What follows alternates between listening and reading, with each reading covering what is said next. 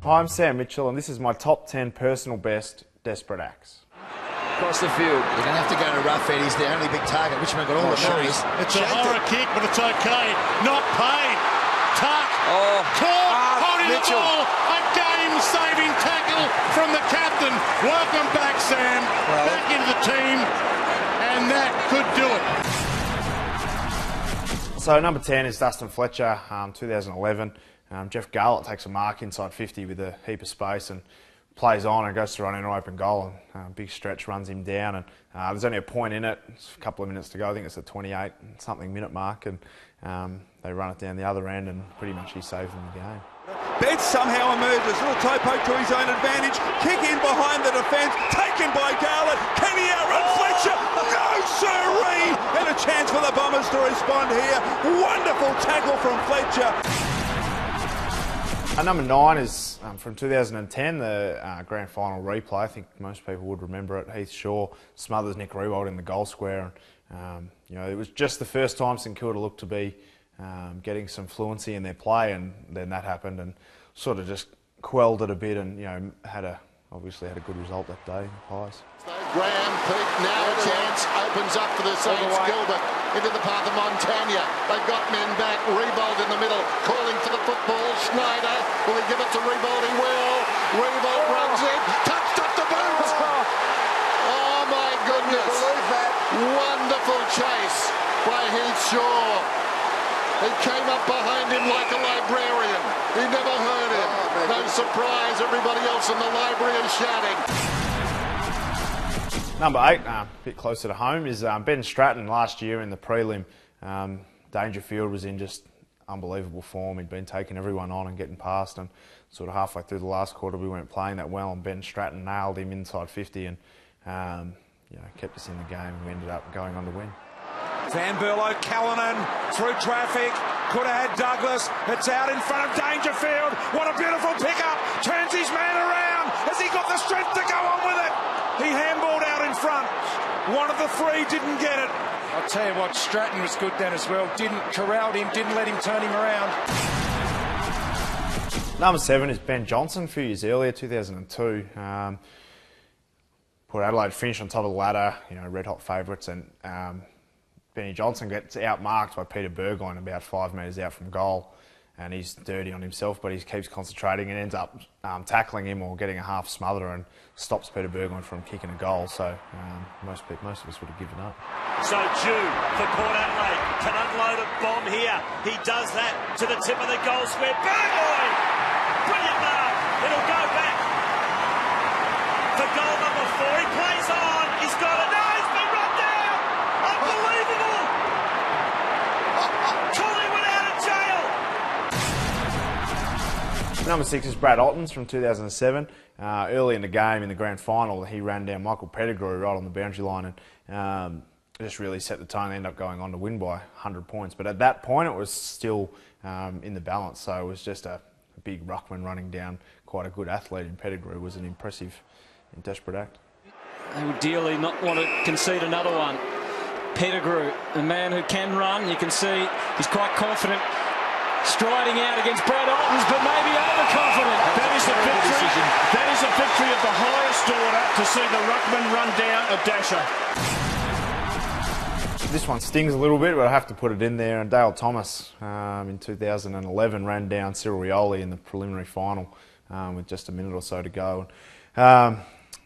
Cost us a spot in the grand final, and it was just one of those acts that you just have to. He hadn't had a great day, I remember, and it was just one of those moments when he just knew what he had to do, and he did it. And he certainly went up in my reckoning after that. It was just one of those tackles.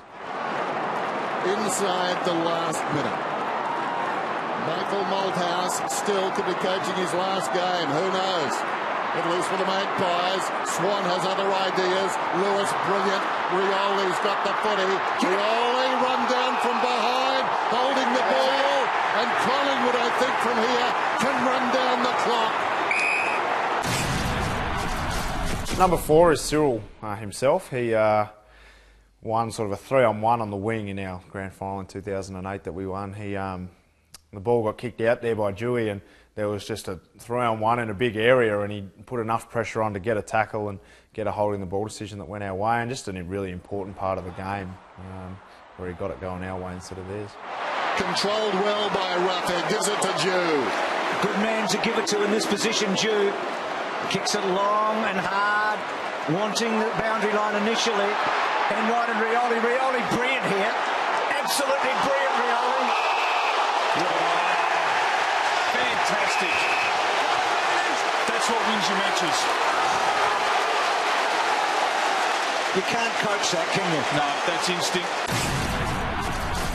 And number 3's a bit longer ago, but Fraser Brown, I still remember it vividly, and didn't even go for either of the sides, but Dean Wallace was a big enforcer and a big strong centre-half back, and Fraser Brown was just a nuggety midfielder, and Dean Wallace tried to take him on in the middle of the ground. It was about a point in the game, and yeah, Brownie nailed him and really swung the game. I think they ended up winning the game, which was a bit of an upset at the time. A huge pack of players. Waiting down in front was Rice. His kick is a pull-up. Straight to Wallace. The mean bad man. Can he cover himself in glory?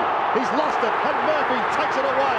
That could be the turnover that cost them. Murphy goes towards the half-forward line. Ratner's got it. He'll take his time, and that could just about seal it. Murphy drops in the hole on the 50. He'll pick himself up very slowly. What about the tackle by Fraser Brown back here at half-back? They are into the grand final. Carlton is into the grand final.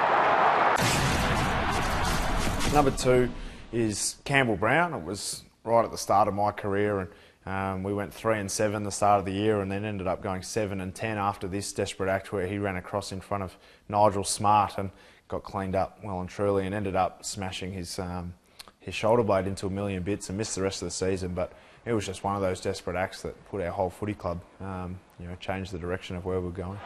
Goes to Massey. He looks up, spears it inside 50 to Smart. Gutsy from Campbell Brown. War one for his team, and he is down and out. Crawford explodes away. How inspirational if the Hawks could go from this, and they're a chance. Through Holland. Brown is still down and in all sorts of trouble. While seasons are turned around on acts of individual courage like that.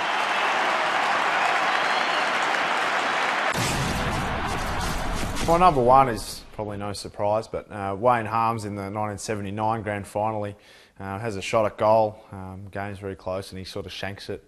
It's about to go out of bounds, and he's just so angry at himself. He chases after it and knocks it back in, and Kenny Sheldon puts the goal through. But what's so desperate about it is that he made a mistake, but he didn't hang his head. He just chased after it, and amazing bit of play. That could happen so many times in games these days, and you just don't see that sort of desperation very often.